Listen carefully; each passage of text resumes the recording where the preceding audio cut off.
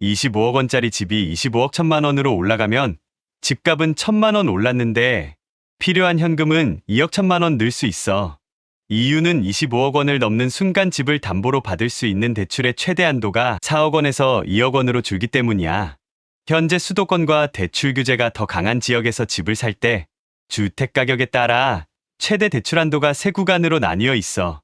15억 원 이하는 최대 6억 원, 15억 원 초과 25억 원 이하는 4억 원, 25억 원 초과는 2억 원이야. 이 규정은 지난해 10월부터 시행됐고 정부는 이번 8월 부동산 금융대책에서도 이 한도를 유지하기로 했어. 그런데 집값에서 이 최대 한도만 빼면 내가 준비할 현금이 바로 나오는 건 아니야. 실제 대출액은 집값 기준과 지역 기준, 그리고 내 소득과 기존 빚까지 차례로 통과해야 결정돼. 이 세 가지를 보면 계약 전에 내가 현금을 얼마나 준비해야 하는지 계산할 수 있어.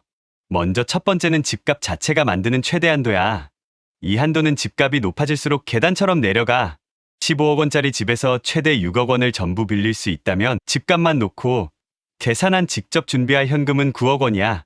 그런데 집값이 15억 1천만 원이 되면 최대 한도는 4억 원이 돼. 같은 방식으로 계산한 직접 준비할 현금은 11억 1천만 원까지 늘어. 집값은 1천만 원 올랐지만 가격, 경계선을 넘으면서 필요한 직접 준비할 현금은 2억 1천만 원 늘어난 거야. 25억 원 경계에서도 같은 일이 생겨. 25억 원은 최대 4억 원, 25억 1천만 원은 최대 2억 원이야. 그래서 다른 조건을 모두 충족한다고 가정하면 직접 준비할 현금은 11억 원에서 23억 1천만 원으로 늘어. 하지만 여기까지는 어디까지나 최대 한도 계산이야. 실제로는 두 번째 제한에서 대출액이 더 줄 수 있어. 두 번째는 집값 중 몇 %까지 빌릴 수 있느냐는 기준이야. 일반적인 주택 구입 기준으로 규제가 강한 지역은 40%, 비규제 지역은 70%야. 생애 최초 구입이나 정책대출은 다른 기준이 적용될 수 있어. 예를 들어 규제가 강한 지역의 20억 원짜리 집은 집값의 40%를 계산하면 8억 원이 나와. 하지만 20억 원 주택의 가격별 최대 한도는 4억 원이야. 그래서 두 기준 가운데 더 작은 4억 원에서 막혀. 반대로 가격별 최대 한도가 넉넉해 보여도 집값 대비 대출 비율이 더 낮으면 그 금액이 실제 최대 한도가 돼.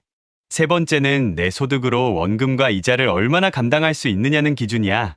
은행에서 이 소득 기준을 적용받는 경우 모든 대출의 연간 원금과 이자를 연소득의 40% 안에서 봐.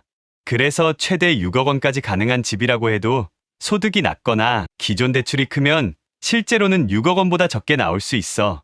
결국 실제 대출액은 세 숫자 가운데 가장 강하게 막는 기준에서 결정된다고 보면 돼.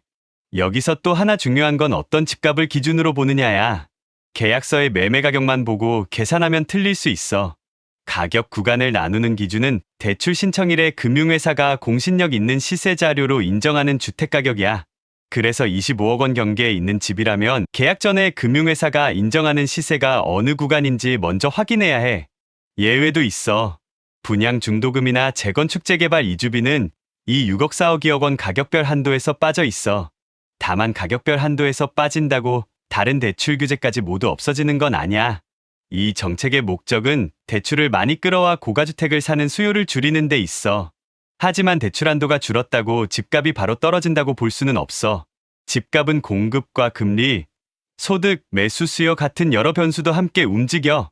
내 돈에서 바로 달라지는 건 집값 전망보다 자금 계획이야.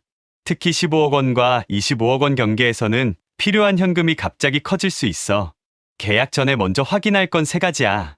대출 신청일 인정 시세, 집값 대비 대출 비율, 내 소득과 기존 빚이야.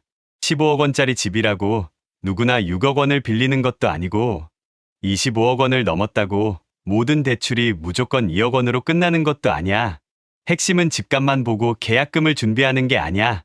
실제로 빌릴 수 있는 돈을 먼저 계산한 뒤 부족한 현금을 준비해야 해. 오늘의 돈의 시그널은 여기까지야. 다음 신호에서 다시 만나.